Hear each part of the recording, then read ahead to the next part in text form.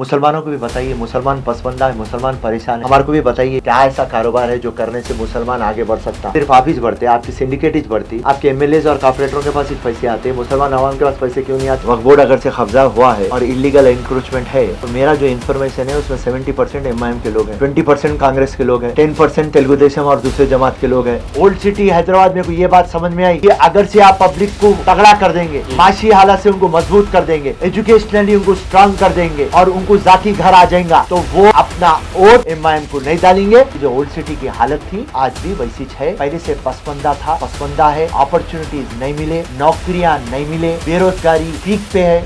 मैं सैयद सफदर अली मूसवी और आप देख रहे हैं न्यूज स्टूडियो। आज डिकाशन पे डिस्कशन के लिए हमारे साथ मौजूद है कांग्रेस के सीनियर लीडर जनाब फिरोज खान साहब। फिरोज भाई बहुत बहुत खैर मकदम जो है हमारे स्टूडियो में। तो जिस तरीके से एक हमने देखा है काफ़ी कि जब कांग्रेस का उतना वजूद तेलंगाना में नहीं था, ना एज आ स्ट्रॉन्ग अपोजिशन थी, लेकिन उसके बावजूद भी नामपल्ली की जब बात आती है तो फिरोज खान हर लोगों के दिमाग में ये नाम आता है कि कांग्रेस से एक लीडर है। लेकिन अब जब कांग्रेस इक़्तिदार में आ गई और कुछ कमी पेशी रह गई कि आपको कुछ जो है चीज़ें नहीं मिली जो मिलना चाहिए था, उस पर ज़रा कुछ बताइए। सर पे एकदम कर लेंगे। जी जी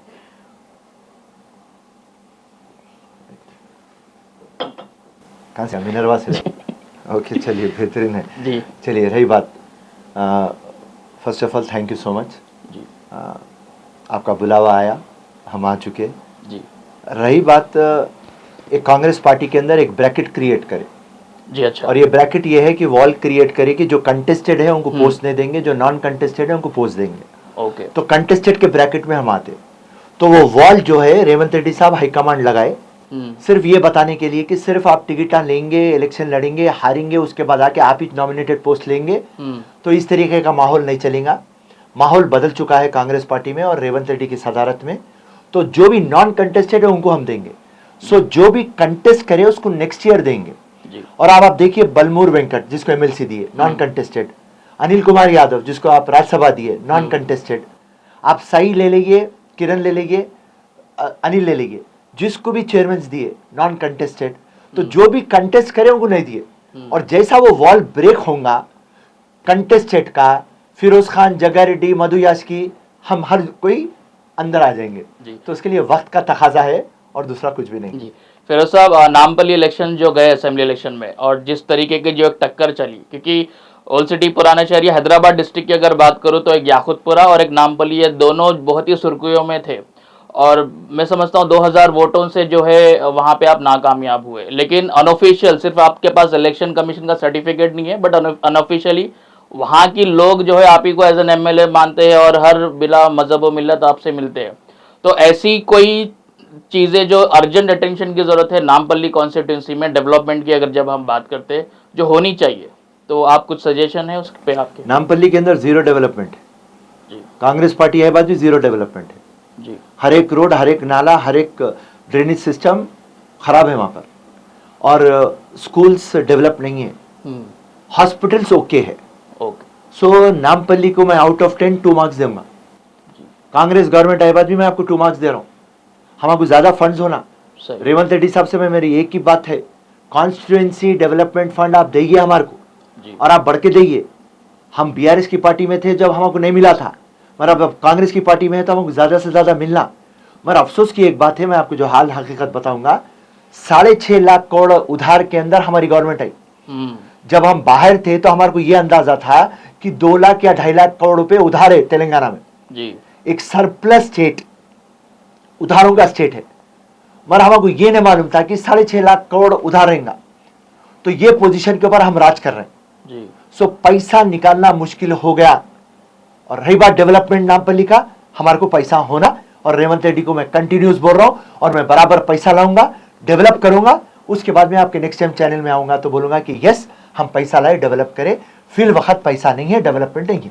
तो ये बहुत अच्छी बात दिखी कि आपने जो है गवर्नमेंट स्कूल्स की बात करी, क्योंकि जब स्कूल्स की और तालीम की बात आती है तो हम अक्सर जो है टीवी पे देखते हैं और ऐवान असेंबली में जो मजलिस फ्लोर लीडर है जनाब अकबरुद्दीन ओवैसी साहब, वो उनकी कुछ प्राइवेट स्कूल्स खोले और वहाँ पे बच्चों को तालीम दे रहे हैं फ्री की, इस तरीके की बात करते हैं। होना तो ये चाहिए कि जिम्मेदारी गवर्नमेंट सेक्टर पे जो है काम करे वैसी हो। तो ओल्ड सिटी पुराने शहर में फिरोज साहब क्या ऐसा महसूस होता है हमको लोगों को एक पैरेलल गवर्नमेंट चल रही है कि मतलब हुकूमत किसी की भी हो लेकिन ओल्ड सिटी में वो डेवलपमेंट एंटर नहीं हो पाता, तो ये वजूहत क्या है इसकी? हर टाइम जो भी पार्टी पावर में रहती वहाँ पे एमआईएम पार्टी चले आती। वालिद साहब जब मेरे को लिटिल फ्लावर स्कूल में छोड़ते थे तो मैं जब देखता था कि असदुद्दीन के वालिद साहब सलाउद्दीन ओवैसी एनटी रामाराव के घर के पास ठहरे हुए हैं। जी अच्छा। तो जब मैं छोटा बच्चा था मेरे को समझ में नहीं आता था एमआईएम पार्टी तेलुगु देशम के पार्टी ऑफिस के बाहर क्या कर रही है। उसके बाद में ये सिलसिला कंटिन्यूस हुआ, थोड़ा मैं बड़ा हुआ, कॉलेज में आया, देखा कि राजशेखर रेड्डी के पास रहते थे, फिर उसके बाद में सोनिया अम्मा के पास रहते थे, राइट। उसके बाद में आए बीआरएस पार्टी के पास रहते थे, उसके बाद में नरेंद्र मोदी के पास रहते थे, रह रही। अच्छा। और आज दिल्ली के अंदर मोदी, अमित शाह और यहाँ पर रेवंत रेड्डी के काल के पैरों के पास पड़े हुए हैं। तो इनकी एक आइडियोलॉजी है। और आप कभी भी एक बात देखिए, एमआईएम पार्टी चाहे वो असदुद्दीन रहने दो या सलाउद्दीन ओवैसी रहने दो, पीछे गाड़ी में उनके गनमैना नहीं बैठते, उनके पास ड्राइवर नहीं रहता। और जो भी पार्टी हुकूमत में रहती है उनके पैरों के पास गिर के काम कर लेना उनकी एक आदत है जी। तो आज भी रेवंत रेड्डी के पास पड़े हुए हैं। सो ये बात है कि आपकी जो बात है कि पैरेलल गवर्नमेंट बनाते, पक्का जंगल राज करते, पक्का ओल्ड सिटी को हैदराबाद को ब्लैक लिस्टेड करे, पक्का बोकस ओटों की क़यादत पे जीतते, पक्का ईमानदारी के ओटाओं के पास नहीं है, पक्का और पूरा तेलंगाना डेवलप होगा जी। करीमनगर, वरंगल, खम्मम डेवलप हो गया, हैदराबाद ने डेवलप हो रहा। आज हैदराबाद के पास जो भी आमदनी है वो मिडल ईस्ट से आ रही, अमेरिका से आ रही, लंदन से आ रही, ऑस्ट्रेलिया से आ रही, न्यूजीलैंड से आ रही। मगर economical, financial, educational, social backward रख के जीते हमारे ओल्ड सिटी वाले। यहाँ पर कहाँ भी एमआईएम की सपोर्ट नहीं मिलती। जो पहले ऑटो पे था टैक्सी चला रहा, जो पांडबे पे था आज एक होटल का ओनर बना या कैफे चला रहा। ये लेवल का डेवलपमेंट है जी। एक अच्छी जगह ओल्ड सिटी में आप नहीं है।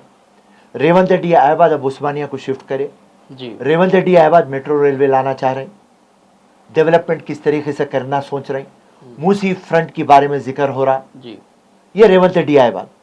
मगर आज से 40 साल पहले जो ओल्ड सिटी की हालत थी आज भी वैसी है। पहले से पसमंदा था, पसमंदा है, अपॉर्चुनिटीज नहीं मिले, नौकरियां नहीं मिले, बेरोजगारी पीक पे है जी।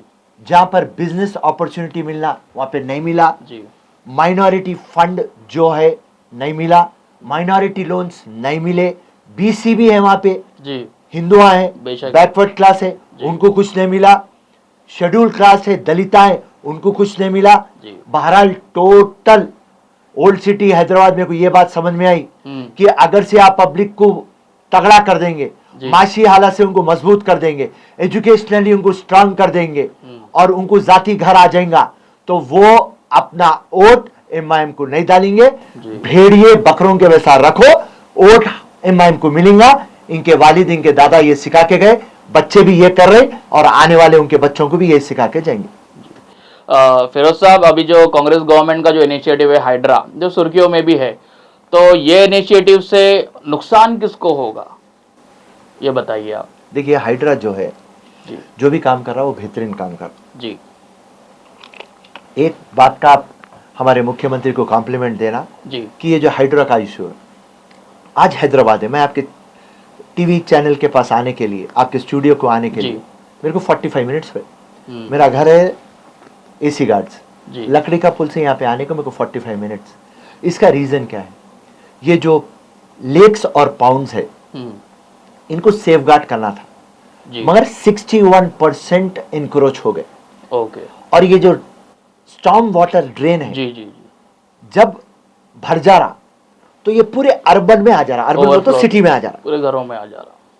ये प्रॉब्लम है जी। और कई मुख्यमंत्री आए गए, ये सबको मालूम था कि एफटीएल में कंस्ट्रक्शंस हुए जी, बफर जोन में कंस्ट्रक्शंस हुए, इसके वजह से ये प्रॉब्लम क्रिएट हो रहा। मगर कोई भी गवर्नमेंट के पास, कोई भी मुख्यमंत्री के पास हिम्मत नहीं थी जी। अब जो कांग्रेस गवर्नमेंट और रेवंत रेड्डी के पास हिम्मत है और हम सबको एक वैसा देख रहे जी।